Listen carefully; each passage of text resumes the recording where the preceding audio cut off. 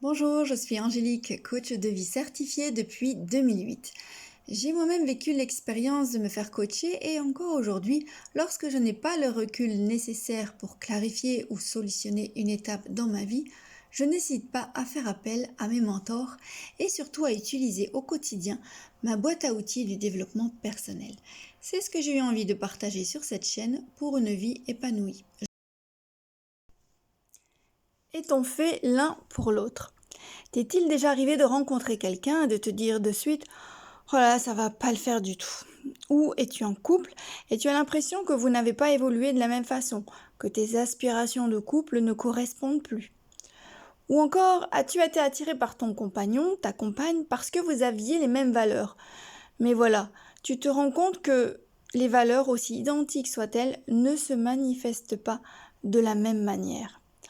As-tu remarqué que vous parliez du même sujet et que pourtant vous ne vous compreniez pas au même niveau? C'est justement parce que votre relation n'est pas au même niveau de conscience.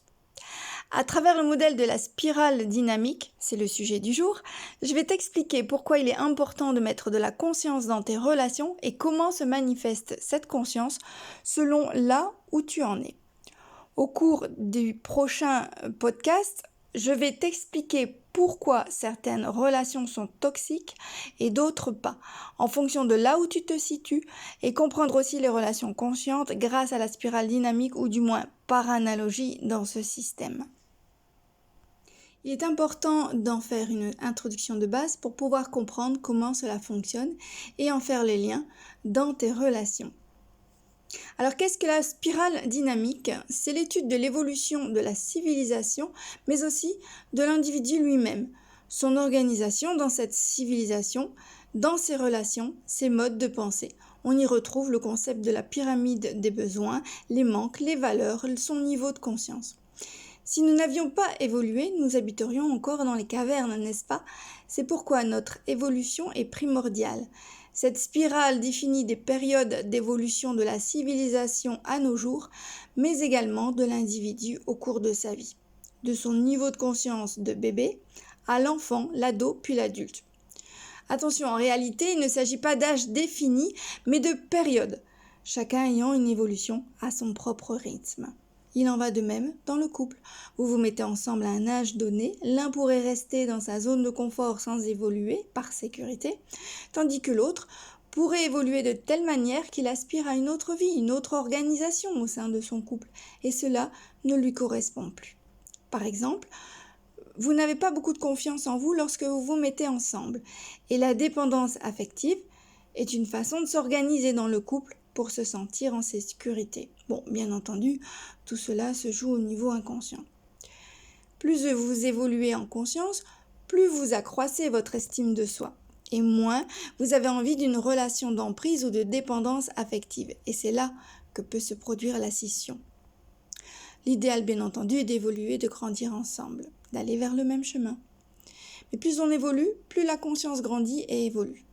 L'idée n'est pas de devenir plus intelligent, mais plus mature, plus sage, plus conscient. Plus de conscience de soi, plus d'expression de soi. Voilà les liens que je te propose d'approcher en utilisant la spirale dynamique. Alors pourquoi une spirale? On aurait pu représenter cette évolution sur une échelle de niveau. Mais comme je te l'ai dit, il ne s'agit pas d'être plus intelligent ni supérieur, il s'agit d'évolution de conscience. Pour comprendre l'évolution, l'adaptation et le changement nécessaires, que ce soit au niveau de la société qu'au niveau de l'individu lui-même, je vais t'expliquer la métaphore du bébé qui marche à 4 pattes. Lorsqu'il évolue en motricité, il se tient debout. Il ne lui viendrait plus à l'idée de rester à 4 pattes dans sa vie d'adulte, ce n'est plus adapté. On évolue, on change de niveau de conscience lors d'une crise, d'un passage où le changement devient nécessaire, car on s'aperçoit que notre mode de vie n'est plus adapté à notre environnement. Au plus tu montes dans la spirale, au plus tu évolues. Et tu es à même de comprendre les niveaux par lesquels tu es passé avant, puisque tu les as expérimentés par toi-même. Cependant, tu sais qu'ils ne sont plus adaptés.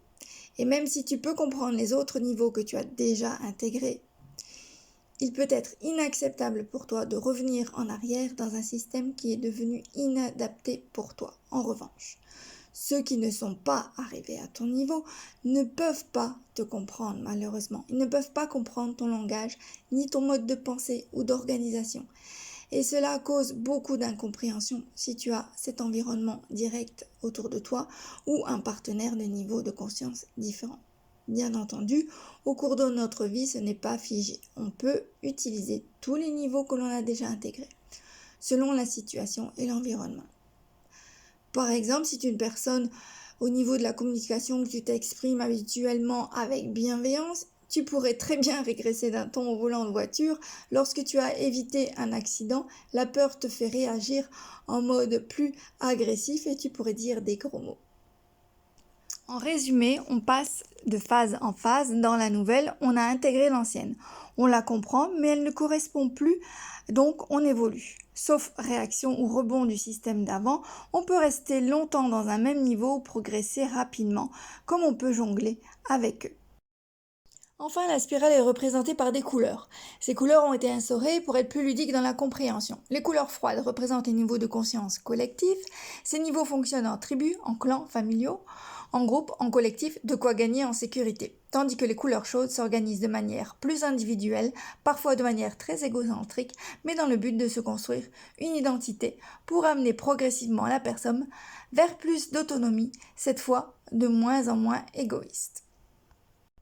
On passe progressivement en alternance du je au nous, de rapport de dépendance, d'égoïsme, d'appartenance, d'individualisme, de collaboration, à la conscience de soi et l'expression de soi, le toi plus moi plus nous. On y trouve les notions de la pyramide des besoins.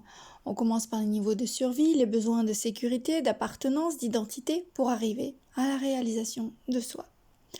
Plus on fonctionne avec ses peurs, plus on est en mode survie, sécurité, où tout est parfois permis pour obtenir ces notions de besoin et de manque, comme l'agression, le contrôle ou la manipulation dans le couple.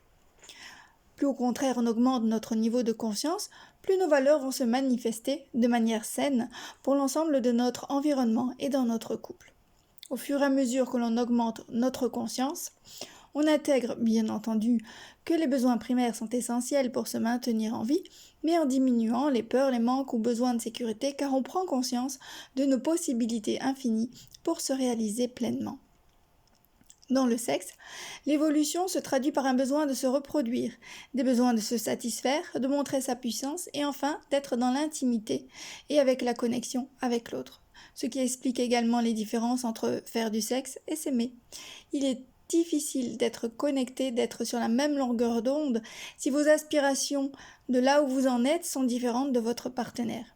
Cette intimité est propice au ressenti. Comment pouvez-vous vous épanouir avec quelqu'un qui veut se servir du sexe pour performer alors que vous désirez être connecté comme partenaire avec votre partenaire? Comment voulez-vous vous épanouir avec quelqu'un qui cherche de la sécurité dans son couple en vous contrôlant alors que vous avez conscience que votre sécurité intérieure ne dépend pas de l'autre? Vous n'accepterez dès lors aucun compromis de soumission à l'autre, aucune dépendance affective nocive à votre bien-être. Rappelons-le qu'aucun niveau n'est mauvais. Le bien-être pour certains équivaut à de la sécurité, à un besoin d'appartenance et se manifeste par plus de fusion ou de dépendance ou de codépendance. Ils veulent posséder. Les niveaux de conscience élevés chercheront quant à eux plutôt une connexion qui a du sens pour eux-mêmes et leur partenaire. Ils veulent être, tout simplement. C'est tout cela que je vous propose d'étudier dans les prochaines vidéos où nous allons détailler notre niveau de couleur. C'est pourquoi tu as tout intérêt à t'abonner pour connaître les 8 niveaux de conscience, savoir où tu en es dans ta vie en général, mais aussi pour ta vie de couple, puisque j'en ferai l'analogie à chaque fois. Pour mieux comprendre la vie, ces crises, ces passages, ces niveaux de conscience. Allez, partage cette info au plus grand nombre.